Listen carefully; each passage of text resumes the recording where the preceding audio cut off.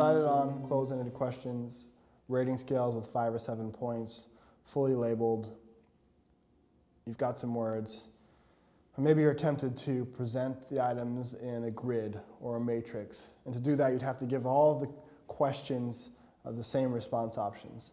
And sometimes it may seem easy to ask agree-disagree questions. And so what's wrong with agree-disagree questions? Well, they're subject to what's called acquiescence response bias. And what that means is people have a tendency to be polite and agreeable and respectful, especially to researchers or people in positions of authority. And so you can push people toward the yes or agreeable end of the scale inadvertently and essentially skew the response distributions just because features of the question that lend themselves towards people's instincts to be polite. And this is particularly prevalent in certain parts of the world over others. And so in parts of Asia, Southeast Asia, there are only gradients of yes. So it's rude or disrespectful to actually say no. And so you'll get versions of yes. But even in our old sort of Western society, again, if, hey, you want to go for Mexican food? You're like, yeah. But you know from my tone and my inflection, that's not really a yes. That's a, could you name another cuisine, right? But in the questionnaire, we only have the words. We don't have the tone or the inflection. So we've got to give people a chance to really, give some other response, right? And so we want to avoid agree-disagree scales for that reason and release questions, a lot they call them, from their little grid or question jails, these grids that trap them into making questions in the statements which aren't questions at all, and then strap on the same response options for each and every question. And so now all of a sudden you've got a lot of noise. Not to mention you've given someone this grid with a bunch of rows, and really what it suggests to that respondent is, I need you to fill this thing out. It doesn't say, please think carefully about this one question that I have and give me your best answer.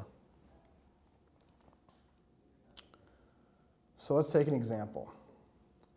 You're in a hospital and you get this question, I had good health care at the hospital. Well, okay, so you're thinking, okay, I have to think about the health care I had. I had very good health care. Okay, now, I'm ready to give an answer. And the answer choices are, I strongly agree, somewhat agree, maybe they're fully labeled, maybe they're not. And so, okay, I think very means I agree with this statement. So now you've got an extra cognitive step to report the way that thought came to you, which was, I had very good health care. So let's just cut out the middle step, cut out the middleman here. How was your health care? Excellent, very good, fair, poor, very poor. So you're not asking a leading question anymore. I had good health care. We've removed that. How was your health care? And we've given people one step to report an answer. So in order to do this, what you need to do is find the hidden variable. Right? So let's stay on health care here. I had good health care. Well, what makes good health care? Let's say one dimension, remember in terms of our explication tree, one dimension of good health care is that the nurses treated me with respect.